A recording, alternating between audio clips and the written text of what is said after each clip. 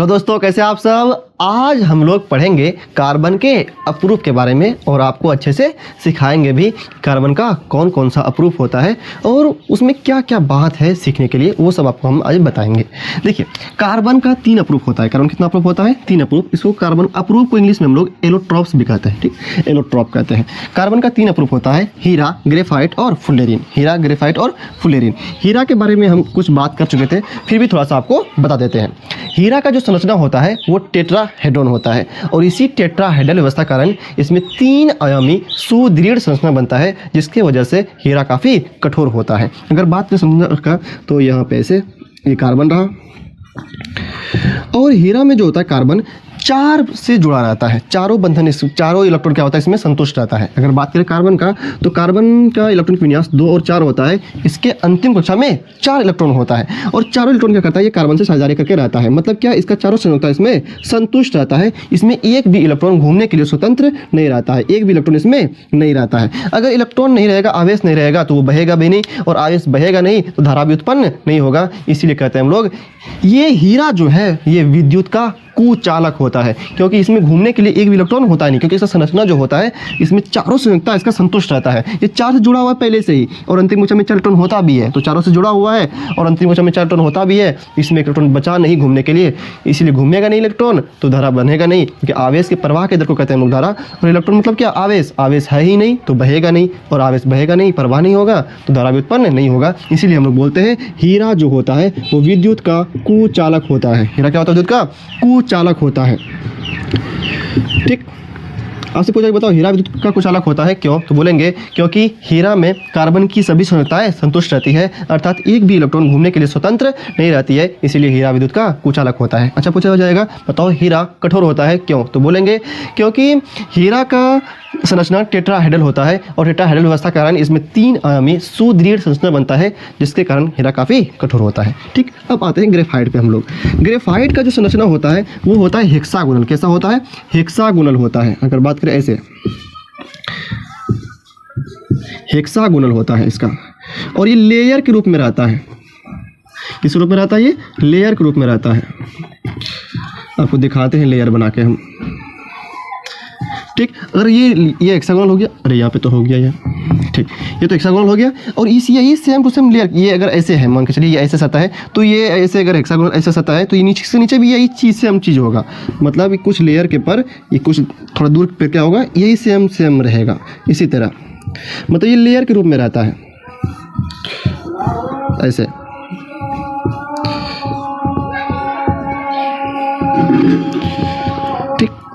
ये क्या रहता है? लेयर का। लेयर का मतलब क्या, अगर यहाँ पे किताब है उसके नीचे फिर कुछ दूर पर यहाँ पे फिर किताब रहती है, क्या बोलते हैं इसको? किताब का लेयर है। इसलिए क्या रहता है, ये लेयर्स की तरह रहता है। इसीलिए बोलते हैं कि इसका जो हेक्सागोनल नाम क्यों पड़ा, क्योंकि इसमें देखिए कार्बन कितना है, 1 2 3 4 5 6, एक में 6 है, इसलिए बोलते हैं इसका संरचना कैसा होता है, हेक्सागोनल होता है। तो इसका संरचना पूछा जाएगा कैसा बोलेंगे हम लोग, हेक्सागोनल। हेक्सागोनल। लेकिन हीरा में पूछा जाएगा तो क्या बोलेंगे हम लोग, टेट्राहेड्रॉन। क्या बोलेंगे हम लोग, टेट्राहेड्रॉन। लेकिन इसमें हेक्सागोनल और लेयर की तरह है तो हेक्सागोनल, लेयर और लेटिस बोलते हैं इसको हम लोग, लेटिस। Hexagonal, layer, lettuce. अगर आप इसको ध्यान से देखिएगा तो इसमें जो कार्बन का संयुक्ता है वो 3 ही संतुष्ट है। अगर बात करें ये हीरा का, उसमें 4 बंधन बनता था, इसमें कितना बंधन बन रहा है, 1 या 2 और ये 3। ठीक, कितना बन रहा है, 3। अगर इसका बात करें इसमें 1 2 3, अगर इसका बात करें तो इसमें 1 2 और एक इधर बनाएगा, 3 बनाएगा। मतलब क्या, इसमें 3 ही संयोजकताएं संतुष्ट है, मतलब 3 ही बंधन बना है। और कार्बन के अंतिम कक्षा में 4 इलेक्ट्रॉन होता है। कितना होता है, 4 इलेक्ट्रॉन होता है। तो ये 4 बंधन बनाना चाहिए भाई, मतलब ये 3 ही बंधन बनाया है। इसका मतलब 1 इलेक्ट्रॉन इसके पास है, अभी स्वतंत्र रूप में है। अगर इलेक्ट्रॉन स्वतंत्र रूप में है तो यहाँ पे ये घूमेगा, आवेश बहेगा, तो आवेश अगर बहेगा धारा भी उत्पन्न होगा। इसीलिए बोलते हैं हम लोग कि ग्रेफाइट जो होता है वो विद्युत का सुचालक होता है, क्योंकि इसका संरचना होता है हेक्सागोनल और इसमें एक कार्बन का 3 ही संयोजकता संतुष्ट रहता है। मतलब एक इलेक्ट्रॉन घूमने के लिए स्वतंत्र रहता है और स्वतंत्र है तो घूमेगा और आवेश, मतलब इलेक्ट्रॉन का क्या, आवेश, वो बहेगा और धारा उत्पन्न हो जाएगा। तो बोलेंगे कि ये ग्रेफाइट जो होता है वो विद्युत का सुचालक होता है। ठीक, अच्छा कारण पूछ दे, बताइए क्यों होता है ग्रेफाइट विद्युत का सुचालक? तो बोलेंगे क्योंकि ये ग्रेफाइट का संरचना हेक्सागोनल लेयर लेटिस होता है, जिसके कारण इसमें एक कार्बन की 3 ही संयोजकताएं संतुष्ट रहती है, अर्थात एक इलेक्ट्रॉन घूमने के लिए स्वतंत्र रहती है। इसीलिए ग्रेफाइट विद्युत का सुचालक होता है। और साथ ही साथ तो ये जो लेयर है, लेयर जो बना हुआ है यहाँ पे, ठीक, तो ये लेयर जो है ये वंडर वाल फोर्स जुड़ा हुआ है। कौन बल से? ये। और वंडर वाल फोर्स बहुत कमज़ोर होता है, निर्बल बल है, ये बहुत ही कमज़ोर बल है। और ये नाम क्या है इसका? वंडर वाल फोर्स। वंडर वाल फोर्स, FORC फोर्स। हिंदी में किताब में ऐसे भी लिखा रहता है भंडर वाल बल। और क्या होता है? बहुत कमज़ोर बल होता है, जिसके कारण क्या होता है, ये एक दूसरे पे फिसल भी सकता है और ये सब मुलायमपन का कारण भी है। अगर पूछा जाए बताओ कि ये कठोर होता है या मुलायम के कारण है, गुण होता है इसमें, तो बोलेंगे मुलायम का होता है। क्योंकि आप अगर पेंसिल का नोक छुएगा तो आपके हाथ में भी दिखिएगा वो आ जाता है, उसका कण, ग्रेफाइट का कण आ जाता है। ठीक, तो ये हो गया। अब पढ़ते हैं हम लोग फुल्लेरीन के बारे में। अच्छे से सीखिएगा और याद भी रखिएगा सब बात, ताकि आपको दिक्कत ना हो। फुल्लेरीन, देखिए ये एक वैज्ञानिक का नाम था आर बकमिंस्टर। आर हिंदी से लिखते हैं R Buckminster Fuller. R Buckminster Fuller, English में लिख देते हैं आर बक, कैसे हो? आर बकमिंस्टर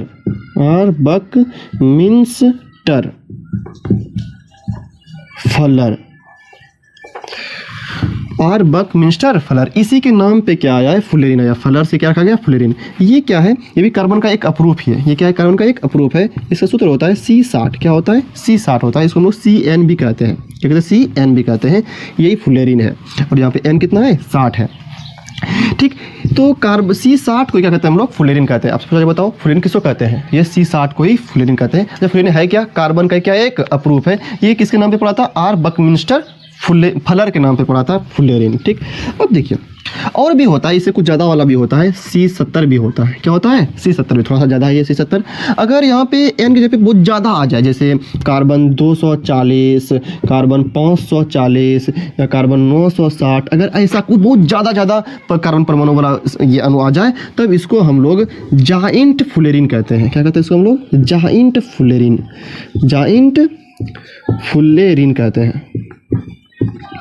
वैसे अगर C60 रहे या C70 रहे तो इसको हम लोग सिर्फ फुल्लेरीन कहते हैं। लेकिन अगर बहुत ज़्यादा कार्बन परमाणु वाला आ जाए ना, तो इसको जैसे 240 हो गया, 540 हो गया, 960 कार्बन परमाणु आ गया, तो इसको हम लोग जाइंट फुल्लेरीन कहते हैं। अच्छा, इसका निर्माण कैसे होता है? देखिए, समझ में आया? फुल्लेरीन क्या है? ये एक कार्बन का ही अपरूप है, एलोट्रॉप है। अब देखिए फुल्लेरीन, जब ग्रेफाइट को, किसको? निर्माण लिख देते हैं यहाँ पे। निर्माण कैसे होता है इसका? जब ग्रेफाइट को, किसको? ग्रेफाइट को आर्क प्रोसेस्ड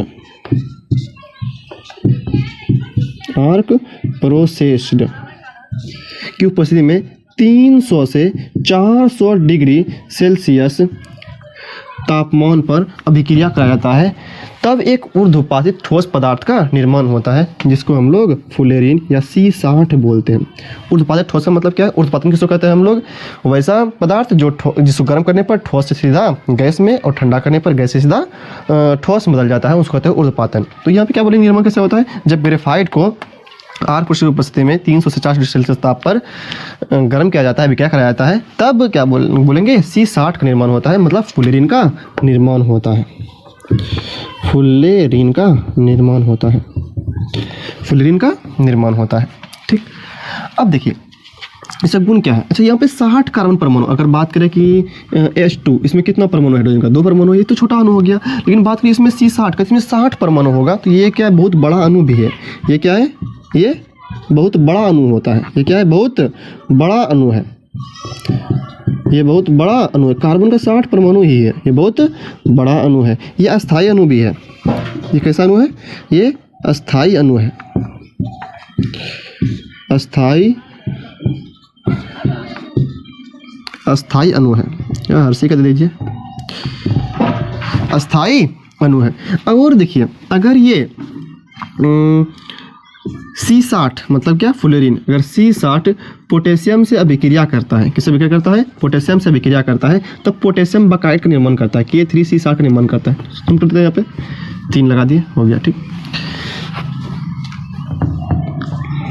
हाँ, जब ये पोटेशियम, ये अब ये फ्लोरीन क्या करता है पोटेशियम से, अभी क्या करता है, तब किसका निर्माण करता है, पोटेशियम बकाइड का, पोटेशियम बकाइड का निर्माण करता है, पोटेशियम बकाइड का निर्माण करता है, बकाइड का निर्माण करता है,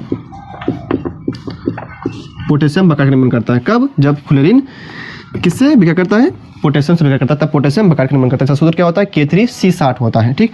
और यही पोटेशियम बकाइड जो होता है, ये पोटेशियम बकाइड जो लिखे हैं नाम, ये 18 डिग्री सेल्सियस ताप पर, कितना ताप पर, 18 डिग्री सेल्सियस ताप पर, 18 डिग्री सेल्सियस ताप पर सुपर कंडक्टर की तरह काम करता है, मतलब अच्छा सुचालक की तरह काम करता है। इसमें बहुत करंट बहेगा इसमें। सुपर कंडक्टर मतलब, कंडक्टर मतलब होता है चालक होता है, सुचालक होता है। तो 18 डिग्री सेल्सियस ताप पर क्या होता है, पोटेशियम बकाइड अच्छा सुचालक होता है, ठीक। और देखिए इसका जो इस्तेमाल होता है कैंसर का जो रोगी होता है उसके दवाई में, उसके औषधि में बनाने में होता है, लाइट वेट बैटरी में होता है, लुब्रिकेंट में होता है, और ये सुपर कंडक्टर के रूप में होता है। किस में बोले, कैंसर का जो रोगी होता है उसके औषधि बनाने में, मतलब दवाई तैयार करने में, प्लास्टिक के निर्माण में भी होता है, प्लास्टिक के रूप में प्रयुक्त होता है ये, और ये लाइट वेट बैटरी में जो हल्का हल्का बैटरी होता है उसमें किया जाता है, और ये लुब्रिकेंट में हुआ, इन सब में इसका क्या इस्तेमाल होता है, ठीक। और अगर बात करें इसका जो आकार होता है वो बकी बॉल की तरह होता है। किसी तरह होता है, इसे बकी बॉल भी कहते हैं हम लोग, फ्लोरीन को बकी बॉल भी कहते हैं, बकी बॉल कहते हैं, बकी बॉल कहते हैं। जिसमें अगर आप फुटबॉल देखे होंगे तो उसमें देखिएगा कि जो फुटबॉल होता है उसमें ऐसे होता है, हेक्सागोनल होता है, ऐसे भी होता है, उसमें सफ़ेद कलर रहता है और वाइट कलर, ये सफ़ेद रहता है और काला कलर का रहता है। तो सफ़ेद कलर का, हाँ ये कितना हुआ, 1 2 3 4 5 6, तो 6 इस तरह का उसमें 6 ठो भी रहता है और उसमें 5 सतह भी रहता है। ये अगर आप फुटबॉल देखिएगा तो उसमें काला कलर रहता है और सफ़ेद कलर रहता है। तो सफ़ेद कलर जो है तो उसमें 6 साइड रहता है, 1 2 मतलब 6 साइड गिनिएगा, 2 इधर 2 इधर 2 इधर, 6 साइड। और जो काला कलर का रहता है उसमें वो कितना रहता है, 5 उसमें साइड रहता है। काला कलर में 5 ठो रहता है और सफ़ेद कलर में 6 ठो रहता है, या उल्टा भी हो सकता है कि उसमें 6 रहे या इसमें 5 रहे। और उसमें टोटल कितना होता है, 32 फेसेस होता है। कितना होता है, 32 फेसेस होता है, टोटल 32 सतह होता है। ये हेक्सागोन का बात करें तो उसमें से लगभग 20 ठो रहता है ये हेक्सागोनल, ये सफ़ेद वाला, और 12 ठो जो रहता है वो काला कलर का रहता है। मतलब हेक्सागोन जो रहता है वो 20 ठो होता है, और ये पेंटागोन जो होता है 5 सतह वाला जो होता है वो 12 ठो होता है। तो कितना हो गया, 12 और 20 32 हो गया, टोटल 32 फेसेस उसमें रहता है फुटबॉल में, ठीक। अगर आप ध्यान से देखिएगा तो उसमें हेक्सागोन भी रहता है और पेंटागोन भी होता है, ठीक। यही था फ्लोरीन के बारे में। और इसका निर्माण किसने किया था, इसका किसके नाम पर पड़ा था, ये फ्लोरीन आर बकमिस्टर फलर के नाम पर। यही था कार्बन का अप्रूव। उम्मीद करते हैं आपको वीडियो अच्छा लगा होगा। अगर वीडियो आपको अच्छा लगा हो तो वीडियो को लाइक करिएगा, चैनल को सब्सक्राइब करिएगा। फिर मिलते हैं हम लोग अगले वीडियो में।